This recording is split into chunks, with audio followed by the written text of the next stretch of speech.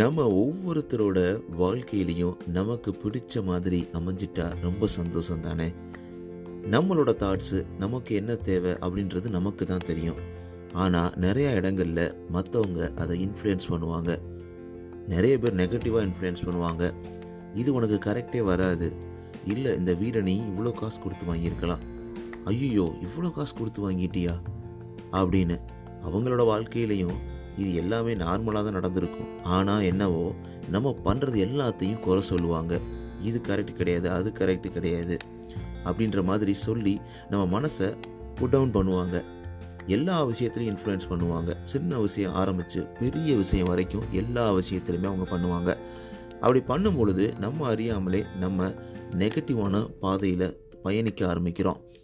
ஈஸியாக ஒரு சின்ன விஷயந்தான் சொல்லுவாங்க, என்ன இழைச்சிட்டிங்களேன்னு சொல்லுவாங்க. அந்த இழைச்சிட்டிங்களேன்னு சொல்கிற ஒரு வார்த்தை நம்மளை தூங்கவே விடாது. என்ன குண்டாயிட்டேன்னு சொல்லுவாங்க, அதுவும் நம்மளை தூங்க விடாது. இந்த மாதிரி மற்ற பீப்புள் இன்ஃப்ளூயன்ஸ் நம்மளை பண்ணும் பொழுது நெகட்டிவாவோ பாசிட்டிவோ எந்த விஷயமா இருந்தாலும், ஆனால் நம்மளோட வாழ்க்கை நம்ம கையில்ன்றதை மறக்கவே முடியாது. இந்த மாதிரி நேரங்களில் மற்றவங்கக்கிட்ட நம்ம பவரை கொடுத்துட்டு நம்ம வாழ்க்கையை லீட் பண்ணணும்னு நினச்சோன்னா அது ரொம்ப ரொம்ப கஷ்டம்.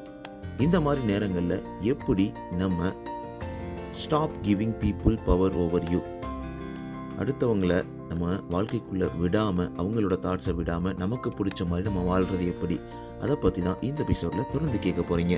தொடர்ந்து இணைந்திருங்கள். அனைவருக்கும் அன்பான வணக்கங்கள். எல்லாரும் எப்படி இருக்கீங்க? ஒரு அழகான காலை பொழுதில் இங்கே நான் இருக்கிற இடத்துல காலை பொழுதில் உங்களை சந்திக்கிறதுல ரொம்ப ரொம்ப சந்தோஷம். உங்கள் வாழ்க்கையில் அனைத்தும் சிறப்பாகவும் சந்தோஷமாகவும் அமைந்து கொண்டிருக்கிறது என்ற நம்பிக்கை எனக்கு இருக்கிறது. உங்கள் வாழ்க்கையில் எல்லாமே கரெக்டாக போகும். சந்தோஷமாக இருங்க நண்பா, நண்பி. நீங்கள் என்ன பண்ணிக்கிட்டு இருந்தாலும் உங்களுக்கு இந்த நாள் சிறப்பாக அமையும். உங்களோட சப்போர்ட்டு தாங்க ரொம்ப முக்கியம். உங்கள் சப்போர்ட் இல்லைன்னா கண்டிப்பாக என்னால் ரன் பண்ணவே முடியாது. உங்களோட ஒவ்வொரு வீமிங்கான சப்போர்ட் ரொம்பவே சந்தோஷத்தை கொடுக்குது.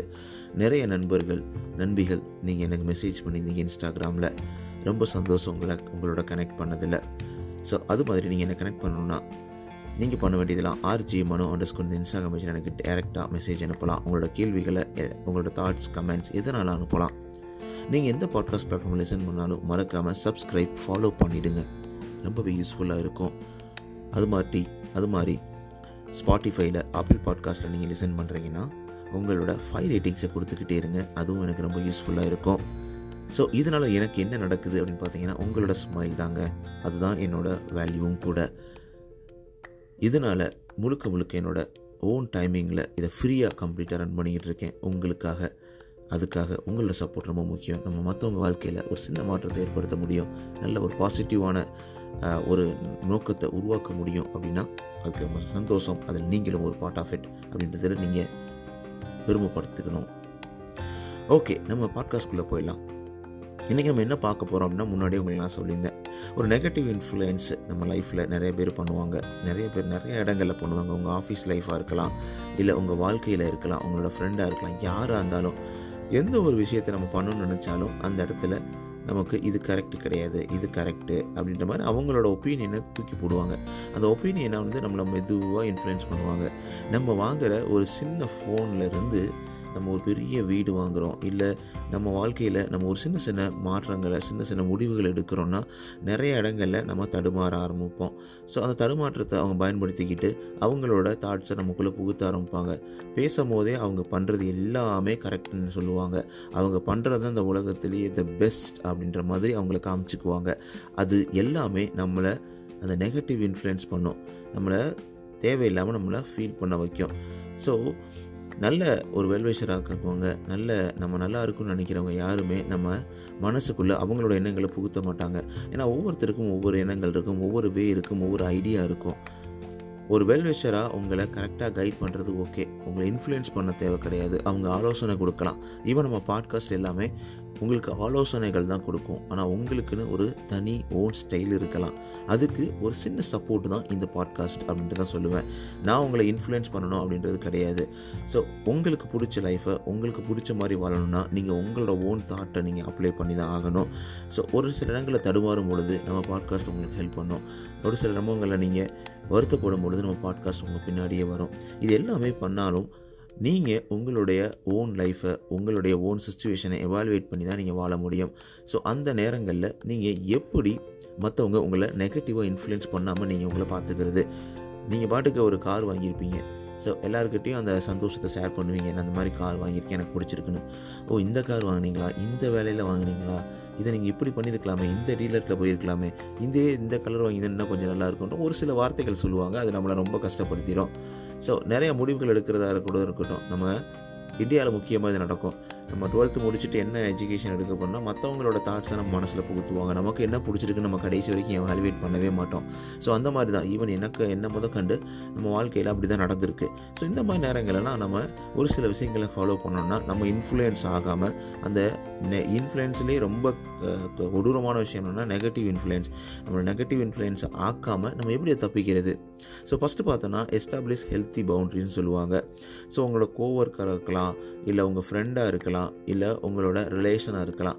ஸோ நிறையா நேரங்களில் உங்களோட டைமை அவங்களுக்கு கொடுக்காதீங்க. ஒரு ஹெல்த்தி பவுண்ட்ரிஸ் உங்களுக்குள்ளே வச்சுக்கோங்க. ஸோ ஒரு சில டைமிங்கில் அவங்க வாட்டுக்கு பேசிகிட்டே இருக்காங்க, அவங்களோட தாட்ஸ் அவங்க மனசுக்குள்ளே பூச்சிக்கிட்டே இருக்காங்க, அவங்களோட கவலைகளை கொடுத்துக்கிட்டே இருக்காங்க, அவங்களோட பிரச்சனைகளை அவங்க மனசில் புகுத்திக்கிட்டே இருக்காங்கன்னா கொஞ்சம் அப்படியே பவுண்ட்ரியை ஸ்டாப் பண்ணுங்கள். ஸோ நீங்கள் நிறையா பேசுங்க, உங்களுடைய தாட்ஸையும் நீங்கள் சொல்லுங்கள். எனக்கு இது பிடிச்சிருக்கு, கரெக்டுங்க, நீங்கள் சொல்கிறது ஓகே தான், நீங்கள் சொல்கிற அந்த காரை நான் வாங்கியிருக்கலாம், பட் ஆனால் எனக்கு இந்த மாடலு ரொம்ப பிடிச்சிருக்கு, எனக்கு ஏற்ற மாதிரி இது அமைஞ்சிருக்கு, எனக்கு பிடிச்ச மாதிரி இந்த வீடு அமைஞ்சிருக்கு அப்படின்றத நீங்கள் தெளிவாக ஸ்பீக்கப் பண்ணணும். ஒரு பவுண்ட்ரி வச்சுக்கணும். ஓகே, இதுக்குள்ளே அவங்கள உள்ள விடணும், இதுக்குள்ளே விடக்கூடாதுன்னு. அப்போ நீங்கள் அதுக்கு ஷேர் பண்ணுற விஷயத்தையும் நீங்கள் ஸ்டாப் பண்ணிக்கணும். பார்க்குற எல்லாத்துக்கிட்டையும் உங்களோட கஷ்டங்களையும் சரி, உங்களோட சந்தோஷம் தெரிஞ்சு நம்ம ஷேர் பண்ண முடியாதுல்ல. ஒரு நல்ல நண்பனாக இருக்கலாம், இல்லை ஒரு நல்ல ஒரு வெல்விஷராக இருக்கணும். ஸோ அவங்ககிட்ட நம்ம ஷேர் பண்ணும்போது தான் அதற்கான மதிப்பும் கிடைக்கும். ஸோ எப்பயுமே ஒரு வேர்டிங்ஸ் இருக்குது, ஒரு சென்டென்சிங் இருக்குது. அது என்ன சொல்லுவாங்கன்னா, உங்களுடைய கஷ்டங்கள் எல்லாமே மற்றவங்களுக்கு அது ஒரு நியூஸ் மாதிரி தான், ஒரு நல்ல என்டர்டெயின்மெண்ட் மாதிரி தான். ஸோ எத்தனை பேர் நீங்கள் கஷ்டப்படுறேன்னு சொல்லிட்டு கஷ்டப்படுவாங்க. ஸோ அதனால் நீங்கள் பாட்டுக்கு எல்லாத்தையும் சொல்ல வேணாங்க. ஸோ உங்களுக்குள்ள ஒரு பவுண்டரி செட் பண்ணிக்கோங்க. செகண்ட் பார்த்தோன்னா take responsibility for your emotions. So எப்போவுமே இவங்க தான் என்னை கில்ட்டியாக ஃபீல் பண்ண வச்சிட்டாங்க, இதுதான் காரணம், எனக்கு அந்த வேலை பிடிக்கல, எனக்கு அது பிரச்சனை, அதனால தான் நான் எரிச்சலாக இருக்கேன், எனக்கு எதுவுமே எனக்கு பிடிக்க மாட்டுது. ஸோ அந்த மாதிரி நம்ம மற்ற விஷயங்கள் நம்மளை அறியாமல் மற்றவங்ககிட்ட நம்ம பண்ணாமல் ஃபுல் ரெஸ்பான்சிபிலிட்டி எடுத்துக்கணும். அப்போ தான் நம்ம உங்களால் ஃபீல் பண்ண முடியும், அதற்கான சொல்யூஷனை கண்டுபிடிக்க முடியும். ஃபஸ்ட்டு அக்செப்ட் பண்ணணும்னு சொல்லுவாங்க. எந்த ஒரு விஷயத்தை நீங்கள் சேஞ்ச் பண்ணாலும் so how you respond to the situation. So first எடுத்தோடனே ஒரு விஷயத்தை நீங்கள் டிசைட் பண்ணணும். ஓகே ஸ்டாப் பண்ணிங்களா, நம்ம இந்த ஒரு விஷயம் நம்மளை அஃபெக்ட் பண்ணுறது ஸ்டாப் பண்ணாலும் ஃபஸ்ட் நீங்கள் அக்செப்ட் பண்ணணும். ஓகே, நான் சஃபர் ஆகிறேன், நான் ஃபீல் பண்ணுறேன் அப்படின்ற விஷயத்தை நீங்கள் அக்செப்ட் பண்ணால் மட்டும் தான் மைண்டு உங்களுக்கு வளைஞ்சு கொடுக்கும். ஸோ அதை தான் அந்த செகண்ட் பாயிண்டில் சொல்கிறாங்க. அதுக்கப்புறம் பார்த்தீங்கன்னா third point, let other people be responsible for their emotions. So டப்பு நம்ம மூக்கு நுழைப்போம், மற்றவங்க வாழ்க்கையில் மூக்கு நுழைக்காத, மூக்கு அறுபட்டுரும் அப்படின்னு சொல்லுவாங்கல்ல. ஸோ நம்மளால் மற்றவங்க எல்லாத்தையும் ஹாப்பியாக வச்சுக்க முடியாதுங்க. ஸோ எல்லாத்தையும் கோபமாகவும் வச்சுக்க முடியாது. ஸோ எல்லாமே நம்ம வாழ்க்கையில் நம்ம மற்றவங்கள அஃபெக்ட் பண்ண முடியாது. ஸோ அப்படி இருக்கும்போது அவங்க வாழ்க்கையில் நடக்கிற பிரச்சனை நீங்கள் கேட்கலாம். ஸோ அவங்க எதிர்பார்த்தா அவங்க அக்செப்ட் பண்ணுறாங்க அப்படின்னா நீங்கள் ஜஸ்ட் லைக் தட். ஸோ நீங்கள் ஒரு சஜஷன் கொடுக்கலாம். ஆனால் நீங்கள் அதை இன்ஃப்ளூயன்ஸ் பண்ணக்கூடாது. இதுதான் நீ பண்ணணும், இப்படி பண்ணலாம், அப்படி பண்ணலாம்னு சொல்லிட்டு நீங்கள் அவங்கள மறுபடியும் சொல்கிறதுனால தப்பு, அதை இடத்துல நிறைய பிரச்சனை வரும். ஸோ இந்த பிரச்சனைகள் வரும்பொழுது நீங்கள் அவங்க நெகட்டிவ் இன்ஃப்ளூயன்ஸ் பண்ணுறாங்க அப்படின்னா அவங்களோட எமோஷன்ஸை அவங்கள்ட்ட விடுங்க. அவங்க பண்ணும்போது அதே தான் அடுத்த டைம் நம்மக்கிட்ட வருவாங்கல்ல. ஸோ அதை நம்ம அவாய்ட் பண்ணலாம். அதுக்கப்புறம் அக்னாலஜ் யுவர் சாய்ஸஸ்ன்னு சொல்லுவாங்க, ஃபோர்த்து பாயிண்ட்டு. ஸோ நம்ம ஒரு விஷயத்தை நம்ம பண்ண போகிறோம், நம்மளோட லாங்குவேஜை மாற்றணும், இல்லை என்னோட வே ஆஃப் திங்கிங்கை மாற்றணும், வே ஆஃப் ஒர்க்கிங்கை மாற்றணும் அப்படின்னா என்னென்னு பார்த்தோன்னா, ஸோ அந்த மாதிரி நிறைய சாய்ஸஸ் இருக்கும். அப்போ நம்ம ஒரு கரெக்டான சாய்ஸஸை நம்ம சூஸ் பண்ணணும். ஸோ அந்த சாய்ஸஸ் சூஸ் பண்ணும்போது அந்த சாய்ஸ் எல்லாமே நம்மளுக்கு லைஃப்பில் ரொம்ப யூஸ்ஃபுல்லாக இருக்க மாதிரியும் நமக்கு ரொம்ப ஹெல்ப்ஃபுல்லாக இருக்கிற மாதிரியும் சூஸ் பண்ணணும். ஸோ அந்த மாதிரி விஷயங்களை நீங்கள் ரொம்ப கேர்ஃபுல்லாக இருக்கலாம். ஸோ ஃபிஃப்த் பாயிண்ட் பார்த்தோன்னா லிவ் அக்கார்டிங் டு யுவர் வேல்யூஸ்னு சொல்லுவாங்க. ஸோ உங்களுடைய ஒரு க்ரௌட் இருக்குது, ஒரு மொத்தமாக அதாவது ஆட்டு மந்தையில் தொடர்ந்து போகாத அப்படின்னு சொல்லுவாங்க. ஸோ நிறைய இடங்களில் நிறைய பேர் இதை ஃபாலோ பண்ணுவாங்க. ஸோ நமக்கு பிடிச்ச கலருக்கு என்னென்னு நம்ம சூஸ் பண்ண மாட்டோம். ஆனால் நிறைய பேர் இதுதான் வாங்குறாங்க, அப்போ அதுதான் பெஸ்ட்டாக இருக்கும்னு சொல்லிட்டு அந்த மாதிரி நம்ம ஓட ஆரம்பிப்போம். ஸோ எப்போவுமே ஒரு என்ன சொல்கிறது, ஒரு கூட்டத்திலேயே நீங்கள் போகாமல் உங்களுடைய அந்த வேல்யூஸை, உங்களுடைய ஐடென்டிட்டிஸை, யூனிக்னஸை நீங்கள் ஐடென்டிஃபை பண்ணணும். ஸோ உங்களுக்கு பிடிச்ச மாதிரி உங்களுக்கு இது இம்பார்ட்டண்ட்டு அப்படின்றத புரிஞ்சுக்கிட்டு உங்களுடைய வேல்யூஸ்க்கு நீங்கள் மதிப்பு தரும் பொழுது மற்றவங்க என்ன என்ன சொன்னாலும் என்ன பண்ணாலும் நம்ம வந்து காது கொடுத்து கேட்கவே மாட்டோம். அது ஒரு பாசிட்டிவ் வேலை நீங்கள் பார்க்கும்போது உங்களுக்கு ரொம்ப யூஸ்ஃபுல்லாக இருக்கும். ஏன்னா நீங்கள் ஓன் டெசிஷன்ஸ், ஓன் வேல்யூஸை வச்சு ஓனாக டிசைட் பண்ணும்போது அது எல்லாமே உங்கள் வாழ்க்கையில் சிறப்பாக அமையுன்றதுல சந்தேகமே கிடையாது. அதுக்கப்புறம் forgive and move forward. So ஒரு சில விஷயங்களில் ஒரு சில பேர் வந்து உங்கள் வாழ்க்கையில் வந்து டப்புன்னு வந்து கஷ்டப்படுத்திடுவாங்க, இல்லை அவங்க உங்ககிட்ட ஏதாவது ஒரு தப்பாக மிஸ்பிஹேவ் பண்ணிடுவாங்க. ஸோ அது எல்லாமே நம்மளுக்கு ஒரு ஆங்கராக மாறும். ஸோ நிறைய நேரங்களில் நம்மளை ஆங்கர் வர கோவப்படுத்தி பார்க்குறதா மற்றவங்களோட சந்தோஷமாகவே இருக்கும். ஸோ டப்புன்னு அவங்க வாட்டுக்கு ஏதாச்சும் ஒன்று சொல்லிட்டு போயிடுவாங்க, சின்ன வேர்டு. ஆனால் அதெல்லாம் நம்ம அஃபெக்ட் ஆகிட்டு நம்ம கடைசி வரைக்கும் நம்ம சஃபர் ஆகக்கூடாது. ஸோ அவங்க கடைசியில் ஜெயிச்சிருவாங்கல்ல. ஸோ நம்ம அந்த மாதிரி பண்ணவே கூடாது. ஸோ அவங்க இன்ஃப்ளூயன்ஸ் பண்ண ட்ரை பண்ணுறாங்க அப்படின்றத நீங்கள் ஐடென்டிஃபை பண்ணிவிட்டு ஸோ அதுலேருந்து நம்ம விலகி இருக்கணும். நம்ம எதுக்கு நம்மளோட ப்ரீஷியஸ் டைமையும் நம்ம எனர்ஜியும் ஸோ அவங்களுக்காக நம்ம விட்டு கொடுக்கணும் அப்படின்றத நீங்கள் மனசில் வச்சுக்கணும். ஸோ இந்த மாதிரி நீங்கள் டப்புன்னு போய்ட்டு அவங்ககிட்ட கூட போய்ட்டு நீங்கள் பேசிடலாம். ஓகே, போய் தொலைகிறான், அப்படி பேசிட்டான், ஓகே ஃபைன் அப்படின்னு சொல்லிட்டு மூவ் ஃபார்வர்ட் பண்ணுறது தான் நமக்கு ஒரு ஹெல்த்தியான ஒரு என்வாயன்மெண்ட்டை க்ரியேட் பண்ணுறதுல சந்தேகமே கிடையாது. நீங்கள் இதை ட்ரை பண்ணி பாருங்கள் கண்டிப்பாக. ஒரு 7th பாயிண்ட் பார்த்தோன்னா, stop trying to prove people wrong. இது முடியவே முடியாதுங்க. எப்போவுமே உங்களோட ஹேட்டர்ஸ் ஹேட் பண்ணிட்டு தான் இருப்பாங்க. ஸோ எல்லாருக்கும் உங்களை பிடிக்கவே பிடிக்காது. ஒரு ஹாலில் ஒரு 100 பீப்புள் இருக்காங்கன்னா நீங்கள் பேசுகிறத ஒரு 10 பேருக்கு தான் பிடிக்கலாம், மற்றபடி ஒரு 90 பேருக்கு உங்களை பிடிக்காமல் கூட இருக்கலாம். அதுக்கு வந்து நீங்கள் ஒன்றுமே பண்ண முடியாது. ஸோ உங்களுக்கு பிடிச்சவங்களுக்கு கரெக்டாக ட்ரூவாக அவங்களுக்கு என்ன பண்ணணுமோ அதை பண்ணிட்டு போயிடலாம். ஸோ இப்போ நீங்கள் எனக்கு பிடிச்சனால தான் நீங்கள் இந்த பாட்காஸ்ட்டை கேட்குறீங்க. ஸோ உங்களுக்காக தான் இதை நான் பண்ணணும்னு தோணுது. ஸோ ஒரு சில பேருக்கு என் பாட்காஸ்ட் பிடிக்காது, இவன் என்ன பேசுகிறான் அப்படின்ற மாதிரி கூட அவங்க கேட்கலாம். ஸோ பட் ஆனால் உங்களுக்கு பிடிச்சவங்களுக்காக நான் பண்ணுறேன் பார்த்தீங்களா, அது எனக்கு சந்தோஷம். ஸோ அதை மட்டும்தான் நான் திங்க் பண்ணணும். அந்த மாதிரி தான் உங்கள் லைஃப்லையும் உங்களுக்கு பிடிச்சவங்களுக்காக, உங்களை ரெஸ்பெக்ட் பண்ணுறவங்க, உங்களை மதிக்கிறவங்களுக்காக மட்டும்தான் நீங்கள் வந்து உங்களுடைய வாழ்க்கையில் நீங்கள் உங்கள் டைம் ஸ்பெண்ட் பண்ணலான்றதுல சந்தேகமே கிடையாது. ஸோ அடுத்த பாயிண்ட் பார்த்தோன்னா, don't let your self worth depend on other people opinions. ஆமாம், ஸோ நீ வந்து இதை கரெக்டாக பண்ணியிருக்கலாம், இது பண்ணலை அப்படின்ற மாதிரி நம்மளே செல்ஃப் டவுட் பண்ண வச்சுருவாங்க. நம்ம லாஸ்ட் எபிசோடில் சொன்ன மாதிரி செல்ஃப் டவுட் எப்படி வந்து நம்மளை பண்ண வைப்பாங்கன்னா, அப்படியே ஸ்லோவாக வந்து அவங்களோட தாட்ஸ் எல்லாத்தையும் நம்ம மனசில் புகுத்தி கடைசியில் நம்ம பண்ணுறது எல்லாமே கரெக்ட் இல்லைன்றது அளவுக்கு நம்மளை யோசிக்க வச்சுருவாங்க.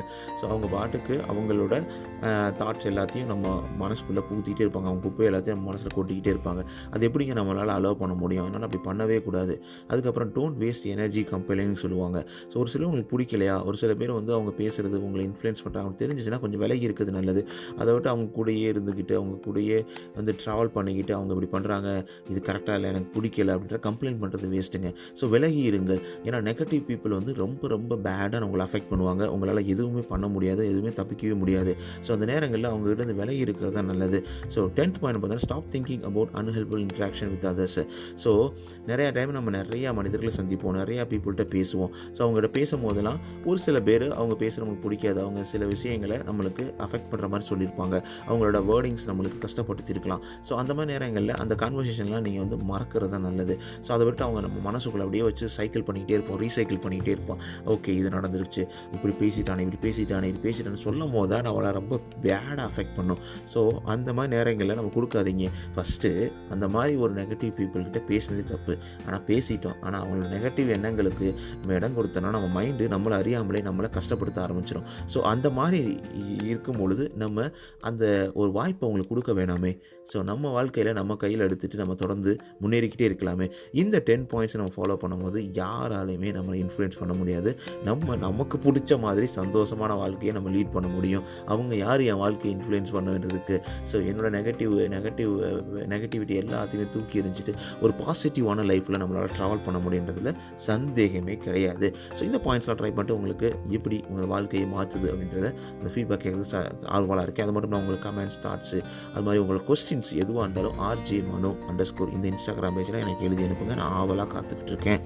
ஸோ அடுத்த எபிசோடில் ஒரு சூப்பரான டாப்பிக்கில் உங்களை வந்து சந்திக்கிறேன். அது வரைக்கும் உங்களிடந்து விடைபெறுவது RJ_Manu. நான் உங்களை பேசிகிட்டு இருக்கேன். நீங்கள் கேட்டுக்கிட்டு இருக்கீங்க RJ_Manu.